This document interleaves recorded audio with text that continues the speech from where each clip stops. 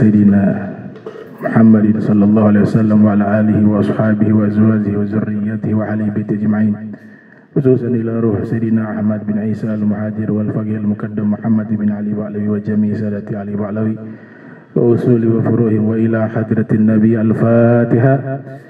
بسم الله الرحمن الرحيم. الحمد لله رب العالمين الرحمن الرحيم مالك يوم الدين. إياك نعبد وإياك نستعين اهدنا الصراط المستقيم صراط الذين أنعمت عليهم غير المغضوب عليهم ولا الضالين آمين. Assalamualaikum warahmatullahi wabarakatuh.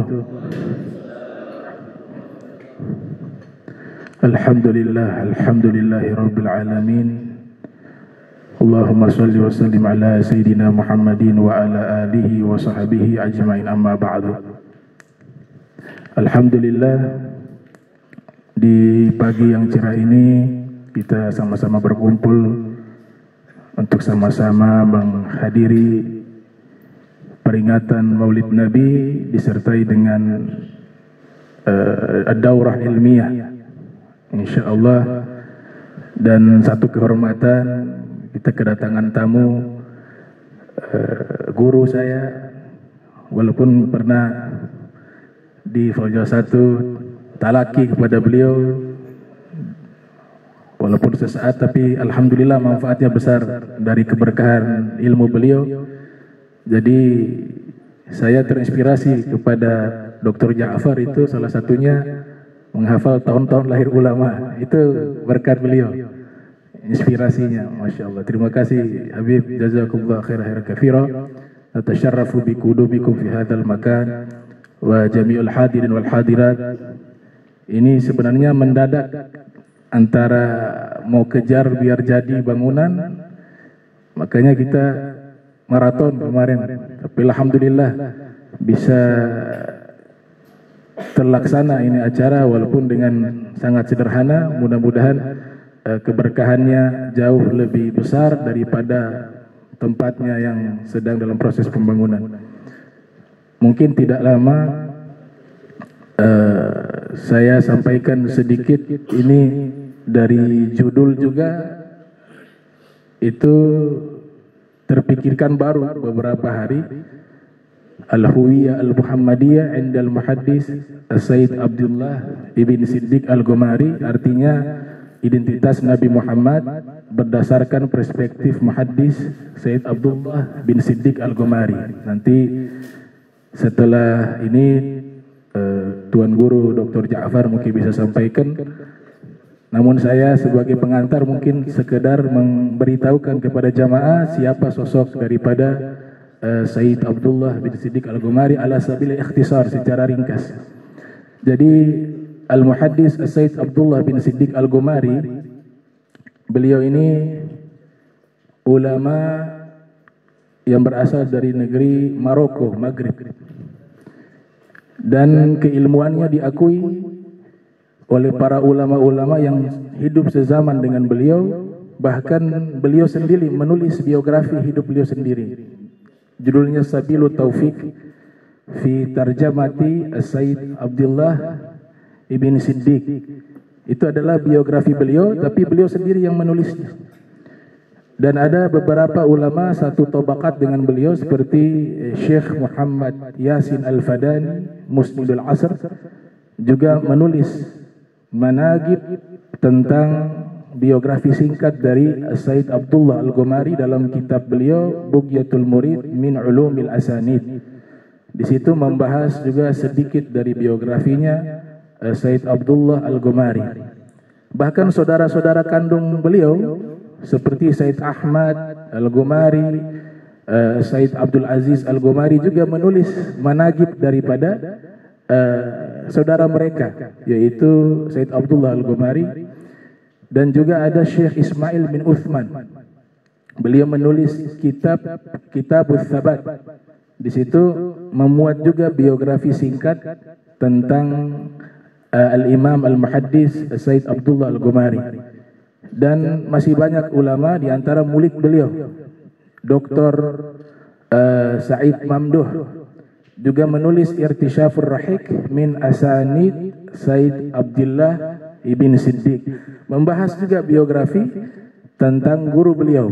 Jadi pengakuan ulama kepada Said Abdullah bin Siddiq Al-Ghumari itu sangat luar biasa. Termasuk saya pernah bertanya langsung kepada Mufti Kesultanan Ternate Abu Ya Al-Habib Abu Bakar bin Hasan Al-Attas Az-Zabidi, apakah beliau pernah talaki kepada Said Abdullah Al-Ghumari? Kata Habib Abu Bakar, pernah. Dan saya waktu itu memijit kaki Said Abdullah Al-Ghumari, dan saya di Maroko waktu itu, di Tonja, karena beliau kan mukim di Tonja. Di saat memijit kaki, saya melihat kitab begitu banyak. Kemudian saya bertanya kepada Abu Ya Said Abdullah Al-Ghumari, apakah ini kitab sudah pernah dibaca? Maka beliau mengatakan, pertanyaanmu salah wahai anak, apakah ini sudah dihafal atau belum? Bukan dibaca. Nah, ini menunjukkan kapasitas keilmuan daripada beliau sangat luar biasa.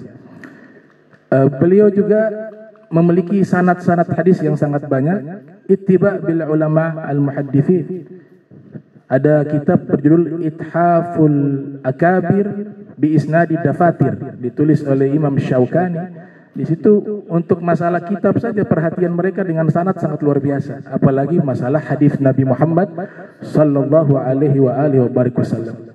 Beliau dari garis ayah, nasabnya itu bersambung kepada Said Idris Al-Akbar yang mendirikan daripada Daulah Idrisiyah di Fes, Maroko.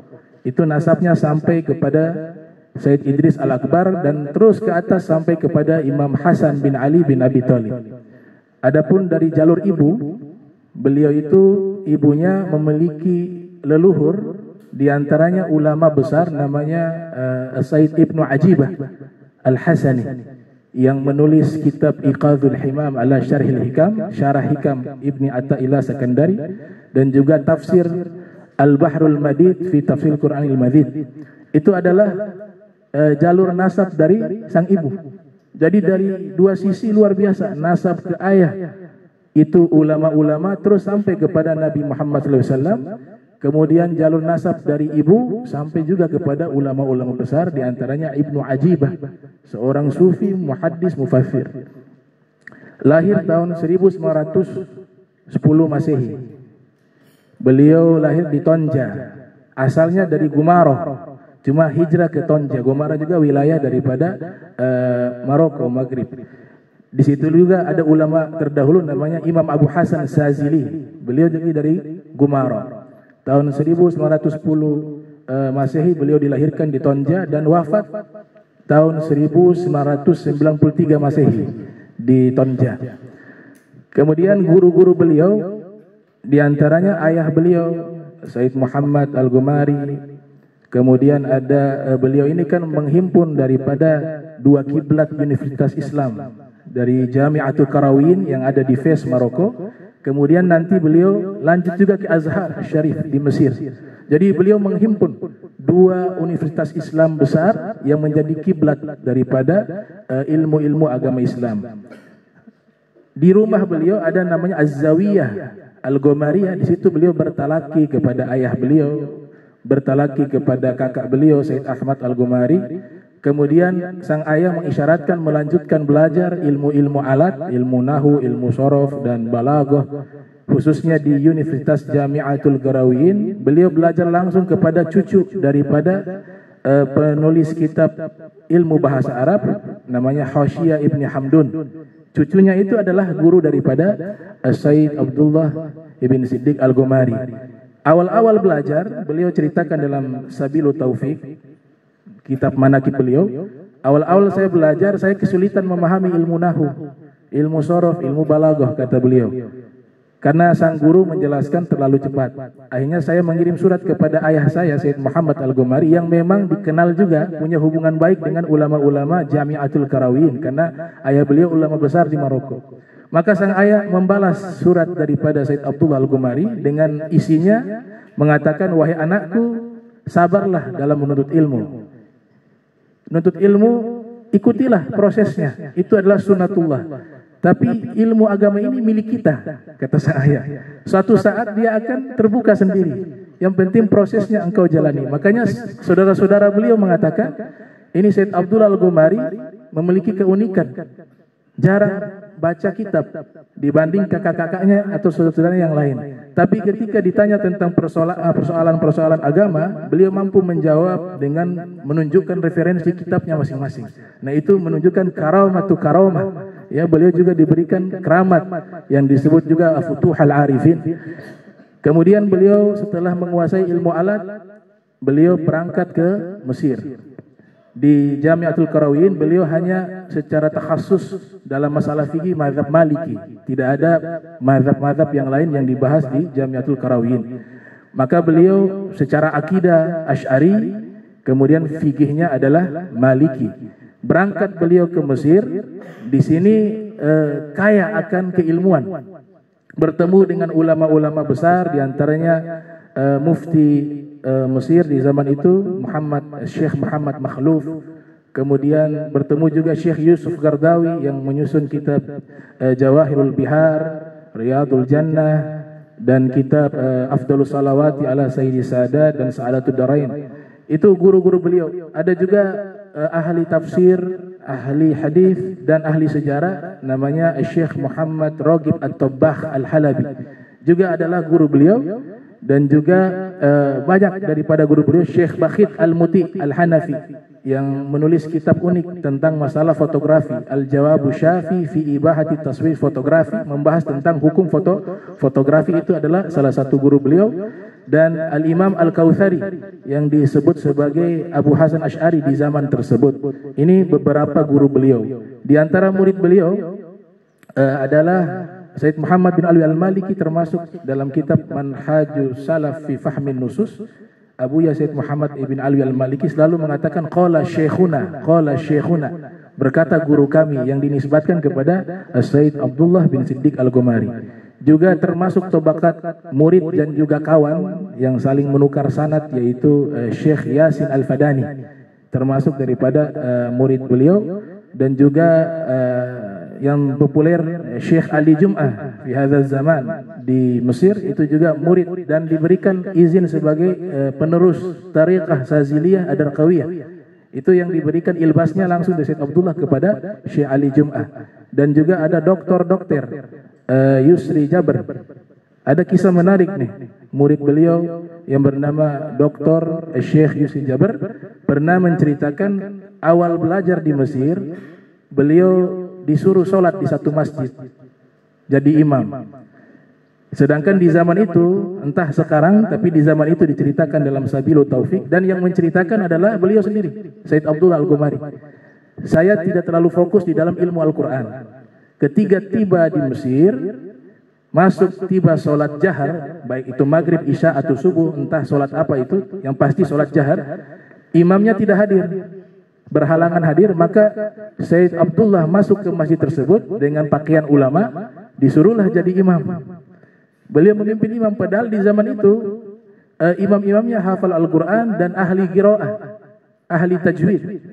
Maka beliau jadi imam, baca surat An-Nasr, idza jaa nasrullahi wal fath, ila akhir Fatihah surat An-Nasr. Habis sholat, ternyata makmum memberikan koreksi, mengatakan, ya Fatah, ya Syab, bacaan antum surat An-Nasrnya keliru. Kaget Syekh Abdullah Ghumari. Kelirunya di mana? Di bacaan awal itu. Idza jaa nasrullahi wal fath itu kan mad wajib muttasil. Ada mad tabi'i, di situ alif, setelahnya ada hamzah, itu harus dibaca minimal 4 harokat atau 5 harokat. Tadi antum baca 2 harokat saja, maka itu keliru. Saat itu beliau langsung bertekad, saya harus kuasai ilmu tentang Al-Quran, baik qiraatnya, baik tafsirnya, baik ulumul Quran. Dan dalam waktu singkat beliau kuasai dan menjadi pakar di bidang itu. Begitu juga hadis Nabi. Sang kakak terkenal sebagai muhaddis. Tapi ketika adik beliau datang, kakaknya sudah ada terlebih dahulu di Mesir, Sayyid Abdullah datang ke Mesir, orang banyak bertanya tentang masalah hadis. Beliau kuasai hadis tapi tidak sepakar kakaknya.